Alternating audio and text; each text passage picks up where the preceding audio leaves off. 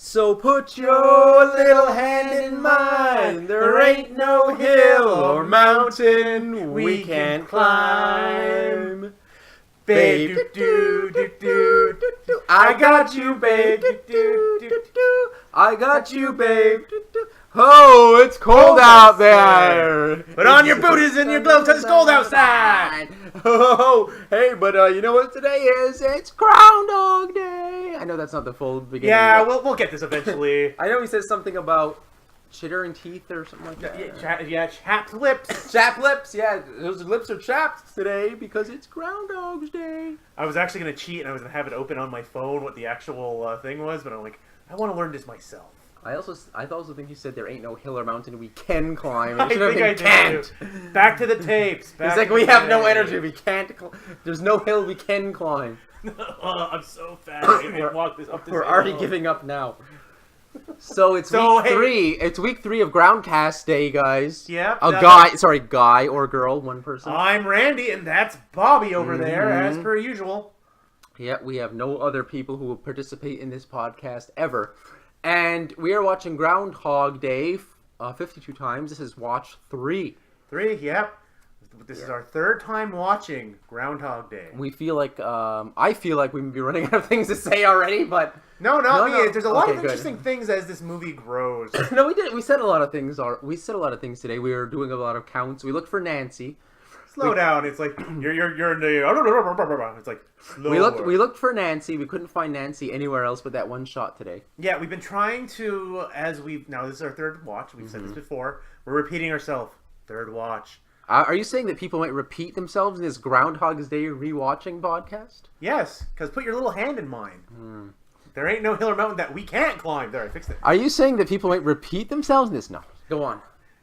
Kung Fu Creatures on a Rampage 2. You ever get a feeling of deja vu? Kung Fu Creatures on a Rampage 2. So yeah, I don't think they hired that actress to stand there for more than one day, honestly. No, they never get that shot. So we've been looking for certain little things. We're trying to look for continuity errors in a movie that's about continuity. Exactly. And there's little things that we're like, okay, that's on. That one shouldn't be happening. There's like little things that we're starting to notice. This time we noticed that Ned always appears no matter what time Bill Murray gets there. Yeah, no matter what time he must just be circling that block, or walking back and forth. No, he's looking for customers. He's looking for customers for it. That's his job. He's a scout. Yeah, he's a leech. He's an insurance salesman. But this week we were very much trying to see if they were consistent with Nancy, and from what we could tell, we don't know because they never show that shot ever again. They never pan around to where she is. I think they kind of do, but we don't see her there. But this week we got really into the weeds on the whole. Is the cop dead? No, that's the argument we have every week. I've now conceded the cop probably turned off. Yeah, he probably turned because you never hear a crash. Because he doesn't crash, so I think he just turned off to the side. He didn't back up, man. No. He slowed down a little bit because you can see that they start distancing themselves a bit. Not a lot, just they start distancing themselves. Because you're still going to see the lights flashing even if they're like 8 feet away instead of 4 feet away. You're still going to see the lights in the back. But there's no way he backed up that far. I think he turned off to the side. Yeah, I think he pulled off. But what were you going to say? We got into the weeds of... On the whole, like, half glass empty, half full, and the groundhog seeing his shadow. Getting deeper into the mythology or the metaphorical... We're starting to look at the metaphors that the movie's doing. We're trying to find foreshadowing, which I haven't seen really anything yet.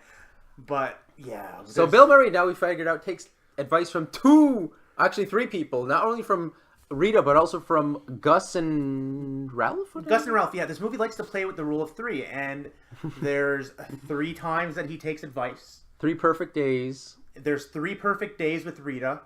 3 times he's taken advice. No, doesn't he take advice like 4 times, though? No, I think it's 3 times from Rita, but I'm... 3 times from Rita and once from Gus and Ralph, though. But what was the advice from Rita? Because the first time she gives him advice... Get your head examined. Get your head examined. Okay, so he does. Second time is like, you don't even like yourself. You don't like yourself. And then the 3rd time... that's it. She only gives that. Okay. So the 3 times, it's Gus and Ralph. And Gus and Ralph is do whatever you want. Yeah, the Gus and Ralph is like, what would you do if you could live the same day over and over again? And that's do whatever we want. Yeah.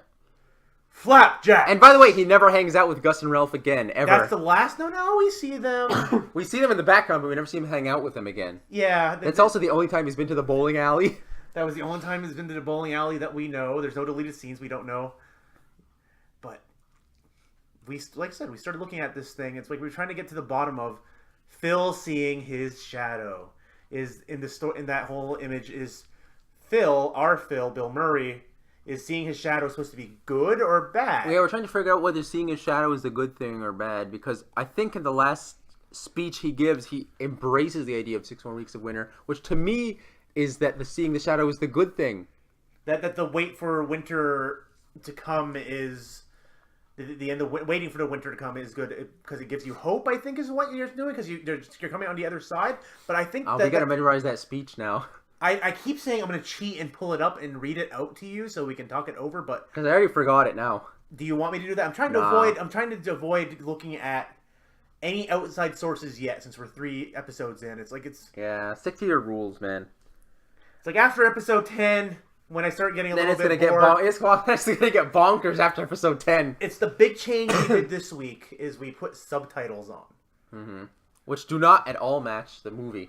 No, they match. It's just that it's not generally. accurate. But it's generally less naturalistic than the speech of the film. Much shorter, condensed. Yeah, condensed. They cut out whole lines that are important in some ways, but not really. It's like the repetition of the radio. But just a real quick aside. To go back to what we were going earlier. We'll go back into this next week about the shadows. Don't worry, you'll hear the same things over and over. Yeah, we're slowly finding our way. We don't have a script yet. We don't have a format yet. I guess you can say we're not professional podcasters. By the way, watch Dungeons Back again. 3 seasons now. Listen to it, yeah. Or 2 seasons, was it? If you want to talk about repetition, boot on a rope. Sorry, Rogue on a rope. Rogue on a rope. But anyway, that's a different podcast. So this time we're getting to. Is there anything No, we talked about that stood out to you this time in this viewing. We talked about there was something new we brought up too this week. I thought. Oh, you mean that this is like one of the whitest towns? Oh yeah, that was it. We were trying to do a non-white count. We got the nurse. We got it's a real the bartender, and then a few background characters are the only non-white people in this town. Yeah, your principal. I think there's like two backgrounds. So all major speaking roles are white people. It's like, okay. Well, it's where would you say it's in the States? It's 1993. 93. It's Midwestern America. But it was just an interesting thing where it's like that realization happened. Everyone was like, "Wow, there's only white people here." No, there's the bartender, there's the nurse, and then there's like 2 background characters. That's it. No, I started seeing more once we started watching it, but it's only in crowd scenes. Yeah. But it's like that realization. Like, wait a second. Mm-hmm. There's something off about this movie. We didn't really get that far into his date this time. We stopped caring about her. No, that's what I was going to ask you then. It's like last week you were adamant that the second date was the most perfectest of dates. No, I'm talking about his movie date. Oh yeah, it's like, there's nothing really to pull out of that. It's like we've determined, okay, yes, it's a different person. She's not anywhere else in the movie. Picked her up when he had bought that car. She's probably just money. She's a gold digger. It's like he seems to have bought a car that day and met her, but he also doesn't know how old she is. Just by we can take from the line when he's going to pay for tickets, he goes, wait, it's like 1 adult and then she has to go 1 and 2 adults, even though she's clearly over 30. Yeah, but dressed as a maid. And then Nancy walks by in that scene too. Yeah, Nancy watch. Mm-hmm. But wait, was I going to say something about? I was going to say something else about. Oh yeah, Nancy. That was the thing that bothered me. I said in the original date, or at least in the earlier days when Bill Murray is talking to Rita at the bar, we don't see Nancy there. But on the last day, Larry is talking to Nancy at the bar. They're not there as late in the day, and don't bang on the table. Sorry. It's like, don't make me get the squirt bottle. His table's made of very fragile material. It's made out of wood. Mm-hmm. But no, okay, so now every time he bangs the table, let's squirt him like a cat. No, there's like fertilizer in that. No, there's not. This is just water. Okay. It's for my tree. Okay. It's like, you have a tree, yeah. Oh, I didn't even notice. I'm not a very observant person. He's not a very observant person, people, and he wants to watch the same movie once a week. Actually, I just learned that you're getting white hairs on your temples. No, you noticed 2 weeks ago when you started laughing at me. Yeah. That's stress, by the way. Oh. But still all black, by the way. But like I said, no, actually, I have a little bit right here. No, I'm all black, I said. No, you have a streak growing. Where? Like right here on your temple, like right here. You have a couple of white hairs all there. God damn it. Yeah, it's like, hey, you want to bring it up? It's like, this is stressful. I didn't notice. I'm not that observant But, person. so, like I said, Bobby, what stood out to you this week other than that? Is there anything in here this week that made you laugh? Made me laugh. First you asked me stood out, then you asked me. Yeah, no, that's what I'm saying. You said what stood out. One or the other. No, I'm asking you about because the one we said that stood out was that the realization we came to, like, wait, this is the latest movie that we've watched in a while. No, the thing that we found out was he takes advice from Gus and the other guy and Ralph. And so he takes advice from them. So so this time the arc goes, he takes advice from Rita, gets his head examined, then apparently later that day takes advice from Gus and Ralph and does whatever he wants. And then the arc goes, then he literally says to Rita that the reason why he's like, we had a perfect day together once, or a beautiful day together once, or something like that. And then he goes on his suicide spree. And then it... Yeah. No, I thought the suicide spree came after he revealed to her that not suicide spree. The we had a perfect day once came after he's told her that I'm a god. Like I thought that was on the second. No, it's day. Before. Like when she's sleeping, he goes. No. Remember after he screws up, after he does the Groundhog's Day announcement, and he's like, blah, it's like, blah, blah. He's like, what are you looking at? What do you got something to say, Larry? And Larry's like scared, and then he's like, what about you, princess? And she looks at him with hate, and then he walks away. The next day, when he does the announcement, he doesn't even do anything. He just walks up to Rita and he says, we had a perfect day once, and then he goes and kidnaps the groundhog. Okay. I could have sworn that was later, like when they were lying. Watch it again, Randy. Watch it again. Which you will. As per the squirt bottle. As for the God damn it, no. As per the contract that we signed with each other. No. As per the rules of the internet, it's like you were challenged on Twitter and I got dragged into it. Yeah. I have to keep on going until 52 weeks are up. I made this guy back me up. Randy, somebody yelled at me on Twitter. Somebody challenged me on Twitter. I have to do it. Somebody's bullying Bobby on Twitter.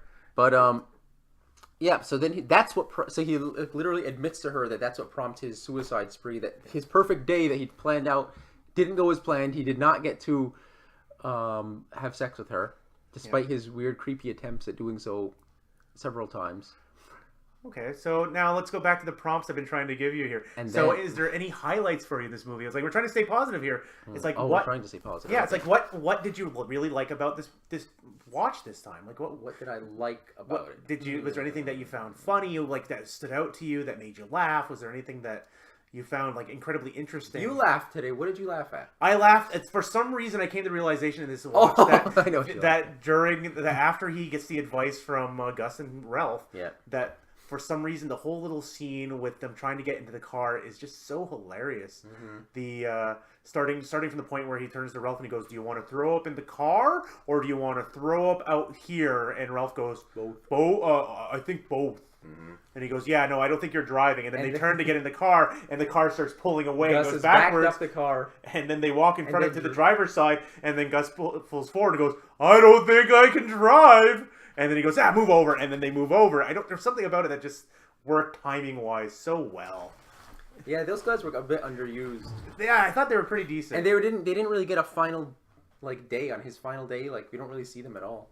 The last time we see them is during the "I'm a God" scene, and he references Gus saying that he used to serve in the Navy and that he regrets staying in to retire at half He didn't stay in to retire at half pay. That's why I said he regrets not doing that. Yeah, I think we don't see them again after that. Yeah, because their arc is done at that point. They're not needed. It's like they don't have any more development. Dang it, Bill Murray doesn't help them at all. No, as per the end of the movie, he's gonna stay there. So it's like these are people he's gonna see all the time. He's setting up new things now. Yeah, it's because he likes this town now. He's gotten to know everybody there. So going from that, this has been recording the entire time, right? I'll double check that in the middle. Please, because I ain't doing this again. You'd have to contractually obligated. Nancy didn't get much development. Me neither. Like I said, all these side characters are unimportant. All we know about her is that Chris Elliott hit on her and she said she pushed his arm off her. You got to remember that because it's the same day, they can't have any real character development if they're not Bill Murray and actually can remember to grow. No, but I mean other people, not development, but you know what I mean, like Bill Murray hasn't helped them. Backstory. Bill Murray hasn't helped them. Like he's helped. He helps a lot of people that we don't see. He helps Buster. He helps the old ladies in the car. He helps the kid falling off the thing. Doesn't help the old man. But we know also that off camera in his tasks he's doing that day, he talks Starfire and her boyfriend. The actress, I can't remember the names right now. I'll remember next week. He pays the piano teacher $1,000. Yeah, and he learns how to play piano. Oh, and he pretends to be a doctor and fixes an old man's back. Yeah, he learns at some point to fix somebody's back. Yeah. But it's like I said, I'm still enjoying this movie. It's 3 weeks in, and I'm still enjoying it. Piano teacher and Nancy are both bidding on him at the end. Yeah, they want him. And then Rita bids. There's a thirst for him there. That's like, okay. Rita bids like $300 something. I can't remember what it is, which is far more than either of them make. Clearly, even though he just gave the piano teacher $1,000. They're on television though, so I think they make a fair bit more than you'd think. Because she is a producer. They're from Pittsburgh. But she is a producer. She's a producer from Pittsburgh. Still, it's like Pennsylvania. It's an affiliate. It's like they're local celebrities. It's like they're not gonna be rich, but they're not gonna be lower class. They're gonna be like at least upper middle, from like a financial point. Yeah, because it's like they're gonna make a fair amount. It's like I still don't think he. I'm not defending. I still don't think he had enough development with her that day. Because it's like I said, it was all. He goes from there. She bids on him. They go. Then the next thing, they're ice sculpting. Yeah, they go around and they talk and they enjoy each other's company, but he's not actively seeking anything. And then he's else from like, her and by the way, this time she's not creeped out when he's saying stuff like, "I know your face so well, I could have sculpted it in my." Yeah, but Bobby, when you say it that way, it's not very romantic, and it sounds like he should be like having her hog tied up. It's like, I know your face so well. But yeah, but from her perspective, she's only known him for a little. Like she hasn't really worked with him yet, except for one day before. Yeah, but she's starting to fall for him at this point. So that means he was watching her around the studio and knows her face that well. Yeah, this isn't coming off as creeper. It's coming off as romantic. It's the context of it. It's only coming off as romantic because now he's popular and he can play a piano. No, it's because he's also not saying this creepy. woman portrays woman as like easily impressed by skills like piano and ice sculpting, and there's like I'm saying date two Rita was like actually impressed by his personality, whereas dates 1 and 3 Rita were only impressed by his skills. And now Nancy, and as well as Nancy. Yeah, was. But on day 2, Phil, he hadn't finished his arc yet. He hadn't become a better person at that point. But she had a better arc in that one, because in that one she actually liked him for who he was. Yeah, whereas but in this you one gotta she's remember, like, she's not. You're a good piano player, but you're a good sculptor. This isn't our point of view character, so it's like the story can't end until his arc ends. And I don't think it's so much the skills, but I think she's starting to see him in a different light than she did before. Because next time I'm going to take notes, but because of again other people's opinions of him. I'm going to write down what her list of what she's looking for in a person, and he's not going out of his way to do that, but he has become a better person. Well, she wants a man who loves animals and afraid to change diapers, loves his mother. No, not that list. That's the exaggerated list they have during your second day, where it's like it's so perfect when they're lying in bed. She gives out a more. Date. No, yeah, that's the first day for that first one. Date. But no, it's like the second one. They're talking, and she goes, "No, I'm looking at somebody who's like this and I'm like that, but not the the diapers and animals body." Look at himself in the mirror. Because at that point, he's still being cocky. He's like, "Oh, I meet all these criteria," but no, they have another one where she talks about it, and she gives 3 points that he almost parrots back at her later on. That you're sweet, you're kind, and you're beautiful, and that's why I've fallen for you. She doesn't hear that, but that's what he says. Oh, when she's sleeping. But before that, she says the actual good date, date 2. Yeah, that's him revealing to her his feelings. It's like, but she's not there to hear That's why that was the best date. Yeah, but he had no improvement on his. That's why he should have swapped it around. Date 3 should have been his still extremely date 2, and date 2 should have been date 3, and then this should have been a good movie. He's not trying. It's like at the end of that day, he's not thinking. He's like, okay, this is a great day, but tomorrow's going to be the same. It's going to happen again, but I don't mind it. I'm not trapped. It's like are they saying like live every day, like live every moment, and love every day? Because before you know, your precious time slips away, and like you're an old homeless man.